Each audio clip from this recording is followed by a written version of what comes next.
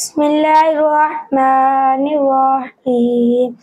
لا جناح عليكم إن طلقتم النساء ما لم تمسوهن أو تفرضوا لهن فريضة ومتعوهن على الموسع قدره وعلى المقتر قدره متاعا بالمعروف حقا على المحسنين.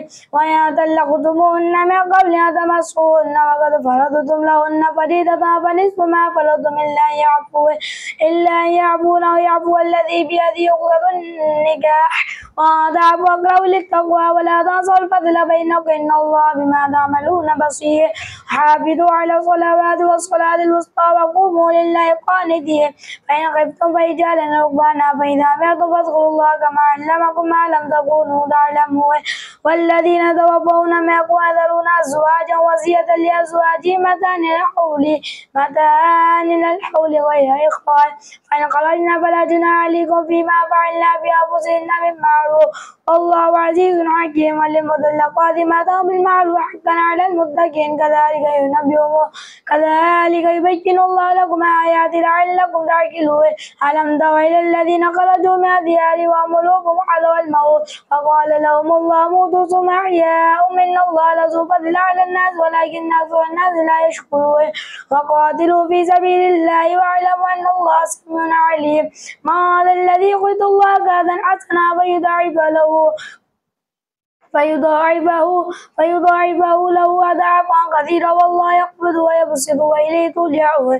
ألم تر إلى الملأ من بني إسرائيل من بعد موسى إذ قالوا لنبي له ابعث لنا ملكا نقاتل في سبيل الله قال هل عسيتم إن كتب عليكم القتال ألا تقاتلوا قالوا وما لنا ألا نقاتل في سبيل الله وقد أخرجنا من ديارنا وأبنائنا فلما كتب عليهم القتال تولوا إلا قليلا منهم والله عليم بالظالمين. وقال لهم نبيهم إن الله قد بعث لكم طالوت ملكا قالوا أن يكون له الملك علينا ونحن أحق بالملك منه ولم يؤت سعة من المال قال إن الله اصطفى عليكم وزاده بسطا في العلم والجسم والله يؤتي ملكه من يشاء والله واسع عليم. وقال له نبيهم إن آية ملكه أن يأتيهم الطابوت في سكينة من ربكم وبقية مما ترك آل موسى وآل هارون تحمله الملائكة إن في ذلك لآية لكم إن كنتم مؤمنين. فلما فصل طالوت بالجنود قال إن الله مبتليكم بنا فما شرب منه فليس مني ومن لم يطعمه فإنه مني إلا من اكتفى غرفة بيده فشربوا منه إلا قليلا منه.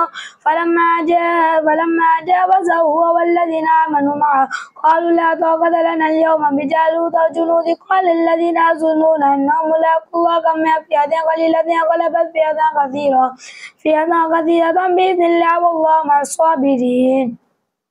ولما برزوا لجالوت وجنوده قالوا ربنا افرغ علينا صبرا وثبت أقدامنا وانصرنا على القوم الكافرين فهزموهم بإذن الله. وقتل داود جالوت وآتاه الله الملك والحكمة وعلمه مما يشاء ولولا فضل الله الناس بعدهم ببعض لفسدت الأرض ولكن الله ذو فضل على العالمين.